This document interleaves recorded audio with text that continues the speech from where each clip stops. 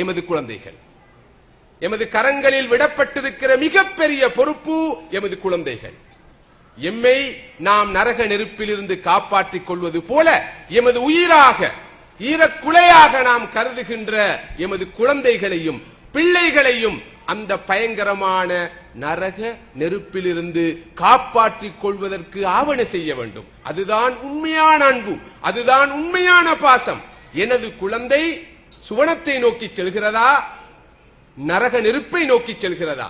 எனது குழந்தையின் இந்த நடவடிக்கை, அது அணிகின்ற ஆடை, அது படிக்கின்ற நூல், அது பார்க்கின்ற காட்சி, அது கொள்கின்ற தோழமை, அதனுடைய நட்பு அதனை நிலையான நிரந்தரமான சுவனத்துக்கு அழைத்துச் செல்கிறதா, அல்லது எனது குழந்தை நாளொரு மேனியும் பொழுதொரு வண்ணமுமாக நரக நெருப்பை நோக்கி செல்லிக் கொண்டிருக்கிறதா என்பதை உறுதி செய்கின்ற பொறுப்பு ஒவ்வொரு தாய்க்கும் தகப்பனுக்கும் இருக்கிறது. குழந்தை மீது அன்பு காட்டுகிறோம். எனது குழந்தையின் காலிலே ஒரு முள் தைப்பதை கூட சகித்துக் கொள்ள மாட்டேன் என்று சொல்கிற தாய் தனது குழந்தை நிலையான நிரந்தரமான நரக நெருப்பை நோக்கி தனது நடவடிக்கைகள் நாள் செல்கிறதே என்பதை கண்டுகொள்ளவில்லை என்றால் அது எந்த அன்பு, என்ன அர்த்தம் உள்ள அன்பாக அது இருக்க முடியும்? அது வெறும் போலி அன்பல்லவா என்பதை சிந்தித்து பார்க்க வேண்டும். அன்புக்குரிய சகோதரர்களே, சகோதரிகளே, யா அய்யுஹல்லதீன ஆமனு கூ அன்ஃபுஸக்கும் வ அஹ்லீக்கும் நாரா வகூதுஹா அன்-நாஸ் வல் ஹிஜாரா. அல்லாஹ் அல் குர்ஆனிலே அழகாக சொல்கிறான், ஈமான் கொண்டவர்களே, நீங்கள் உங்களை காப்பாற்றிக் கொள்ளுங்கள் நரக நெருப்பிலிருந்து, உங்களது குழந்தைகளையும் உங்களது பிள்ளைகளையும் நரக நெருப்பிலிருந்து காப்பாற்றிக் கொள்ளுங்கள்.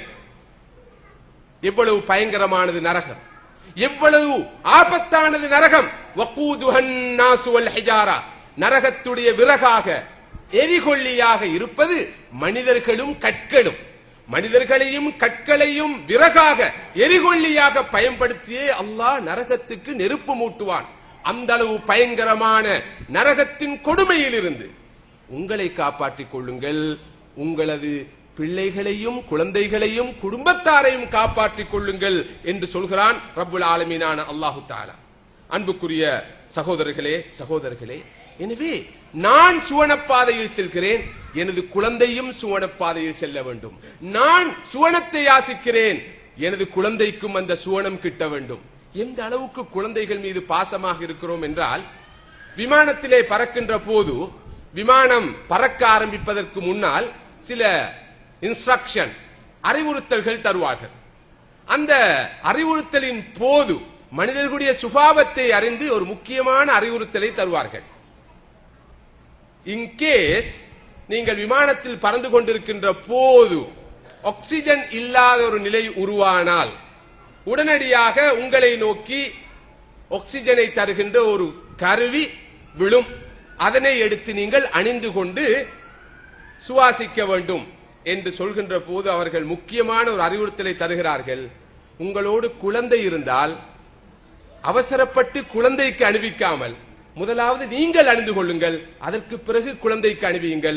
ஏனென்றால் நீங்கள் ஒழுங்காக சுவாசிக்கும் நிலைக்கு வந்தால்தான் குழந்தையை கூட கவனிக்கலாம் என்ற ஒரு விசேடமான அறிவுறுத்தலை தருவார்கள். எல்லோரும் இதனை கவனித்திருப்பீர்கள். சகோதரர்களே, சகோதரிகளே, ஏன் இந்த விசேடமான அறிவுறுத்தல் தரப்படுகிறது தெரியுமா? உலகத்திலே மனிதர்கள் தங்களது உயிரை விட தங்களது குழந்தைகளை மதிக்கிறார்கள். தங்களது உயிரை விட தங்களது குழந்தைகளை அவர்கள் பார்க்க விரும்புகிறார்கள், கவனிக்க விரும்புகிறார்கள், அவர்கள் மீது அன்பு வைத்திருக்கிறார்கள். எனவேதான் ஒரு விமானத்தில் பறக்கிற நேரத்தில் கூட அந்த அறிவுறுத்தல் எனக்கும் உங்களுக்கும் தரப்படுகிறது. இவ்வளவு நாம் ஈடுபாடு காட்டுகின்ற, அன்பு காட்டுகின்ற இந்த குழந்தைகள் நாளை மறுமையில் நரகம் செல்கின்றனவென்றால் இதனை நானும் நீங்களும் எப்படி சகித்துக் கொள்ள முடியும்? நரகம் செல்லும் பாதையில் இந்த குழந்தைகள் போய்கொண்டிருக்கிறார்கள் என்றால் இதனை நாம் பார்த்துக் கொண்டிருப்பது உண்மையான அன்பாக இருக்க முடியுமா என்று சிந்தித்து பாருங்கள். அன்புக்குரிய சகோதரர்களே, சகோதரிகளே, நபி லுக்மான் அலைஹிஸ்ஸலாம் அவர்கள் நபியா இல்லையா என்பதில் கருத்து வேறுபாடு இருக்கிறது. லுக்மான் அலைஹிஸ்ஸலாம் அவர்கள் என்று நாம் சொல்லிவிடுவோம், நபியாக அவர்கள் கருதப்படுவது இல்லை. லுக்மான் அலைஹிஸ்ஸலாம் அவர்கள் தன்னுடைய மகனுக்கு, தன்னுடைய குழந்தைக்கு செய்த உபதேசத்தை அல் குர்ஆன் மிக அழகாக சொல்கிறது. சூரா லுக்மானிலே 11 முதல் 19 வரையிலான எனது அருமை மகனே, எனது அருமை குழந்தாய், நீ தொழுகையை நிலைநாட்டுவாயாக. வஅமுர் பில் மஅரூஃப், நீ நன்மையை ஏவுவாயாக. வன்ஹானில் முன்கர், தீமையை விலக்குவாயாக. வஸ்பிர் அலா மா அஸாபக், நீ நன்மையை ஏவி தீமையை விலக்கின்ற பணியில் ஈடுபடுகின்ற போது உனக்கு சோதனைகள் வரும், அறைகூவல்கள் வரும், பிரச்சனைகள் வரும். அந்த சந்தர்ப்பங்களிலே நீ பொறுமையை கடைபிடிப்பாயாக என்று தொடர்ந்து தனது அருமை மகனுக்கு அவர்கள் செய்த உபதேசத்தை அல் குர்ஆன் சொல்கிறது. அன்புக்குரிய சகோதரர்களே, சகோதரிகளே, எமது குழந்தைகளை சுவனத்தில் கொண்டு போய்விட வேண்டும். எமது குழந்தைகளுக்கு எது கிடைக்காவிட்டாலும் அல்லாஹ்வின் அருள் கிடைக்க வேண்டும், அவனுடைய திருப்தி கிட்ட வேண்டும், அவன் எமது குழந்தைகளை ஏற்று அங்கீகரிக்க வேண்டும் என்பதற்காக நாம் எத்தனை முறை, எத்தனை தடவைகள் எமது குழந்தைகளை அழைத்து அவர்களுக்கு நசீஹத் செய்திருக்கிறோம், உபதேசம் செய்திருக்கிறோம். இந்த மறுமை வாழ்க்கையை முன்னிறுத்தி முன்னிலைப்படுத்தி எந்த அளவு தூரம் எமது குழந்தைகளுக்கு வழிகாட்டல்களை வழங்கி வருகிறோம் என்று சிந்தித்து பாருங்கள். மீண்டும் சொல்கிறேன், எமது குழந்தைகள் எம்மை சுவனத்தில் கொண்டு போய் விடுவார்கள், அதே குழந்தைகள் எம்மை நரகிலே கொண்டு போய் விடுவார்கள்.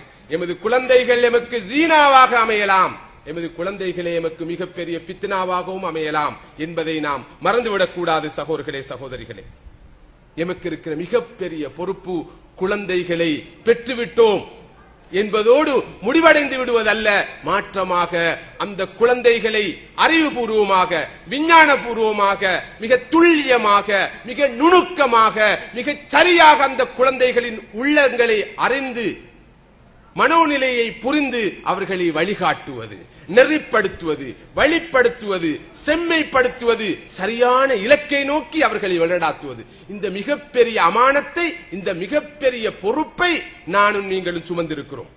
ஏதோ பிள்ளைகளை பெற்றோம், உணவை கொடுத்தோம், உடையை கொடுக்கிறோம், ஏனைய சுகாதார வசதிகளை செய்து கொடுக்கிறோம், கல்வியை கொடுக்கிறோம். இவற்றுக்கூடாக எமது பொறுப்புகள் நீங்கிவிட்டதாக நாம் கருதக்கூடாது.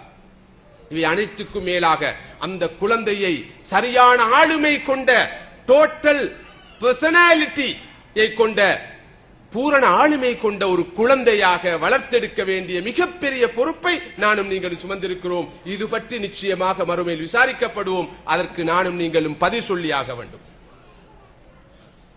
எமது குழந்தைகளுக்கு நாம் காசை கொடுப்பதை விட, பணத்தை கொடுப்பதை விட, நகையை கொடுப்பதை விட, சொத்து சுகங்களை நாம் சேகரித்து வைத்து விட்டு செல்வதை விட, எனது குழந்தைக்கு நான் ஊரிலே ஒரு வீடு கட்டி வைத்திருக்கிறேன், உழைக்கின்ற இடத்திலே ஒரு வீட்டை வைத்திருக்கிறேன், இவைதான் நாம் குழந்தைகளுக்கு கொடுக்கின்ற சொத்துக்களாக, செல்வங்களாக கருதுகிறோம். அந்த குழந்தைகளுக்காக அவர்களுடைய நல்வாழ்வு, எதிர்காலம் என்று நாம் கருதுவதை வைத்து அவர்களுக்காக நாம் சில போது ஹலால் ஹராத்தை கூட பேணுவதில்லை. ஏன் இப்படி கஷ்டப்படுகிறேன் தெரியுமா? தொழக்கூட எனக்கு நேரம் இல்லை, ரமதான்ல நோன்பு பிடிக்க முடியாம இருக்குது, கொஞ்சம் குர்ஆன் எடுத்து ஓத நேரம் இல்ல. எல்லாம் யாரு? உங்களுக்காகத்தான், உங்களோட நல்வாழ்வுக்காக, உங்களுடைய எதிர்காலத்துக்காக, உங்களோட கல்விக்காக, நாளை நீங்க ஒரு நல்ல மாப்பிள்ளையை பெறுவதற்காக என்றுதான் பல பெற்றோர் சொல்வதை நாம் பார்க்கிறோம். இதற்காக அவர்கள் வியாபாரத்தில் போய் சொல்கிறார்கள், மோசடி செய்கிறார்கள், ஏமாற்றுகிறார்கள், துரோகம் இழைக்கிறார்கள். எதற்காக? தங்களுடைய சுகத்துக்காக அல்ல, இந்த பிள்ளைகளுடைய சுகத்துக்காக. ஆனால் அன்புக்குரிய சகோதரர்களே, சகோதரிகளே, நாங்கள் யாரும் முட்டாள்களாகிவிடக் கூடாது.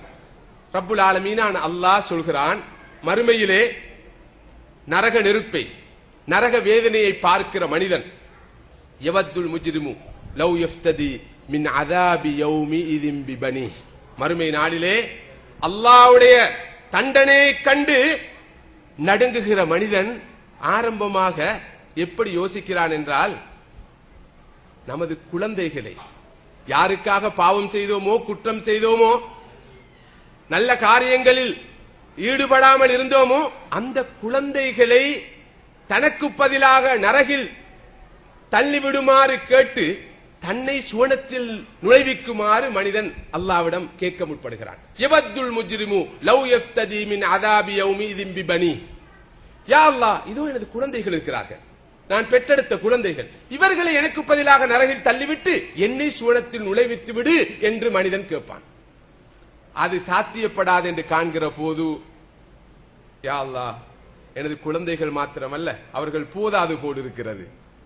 இதோ எனது மனைவி இருக்கிறார், அல்லது இதோ எனது கணவன் இருக்கிறார். எனக்கு பதிலாக எனது குழந்தைகளோடு எனது மனைவியை, எனது குழந்தைகளோடு எனது கணவனை நரகில் தள்ளிவிட்டு என்னை மாத்திரம் காப்பாற்றிவிடு என்று மனிதன் சொல்வான். இதுவும்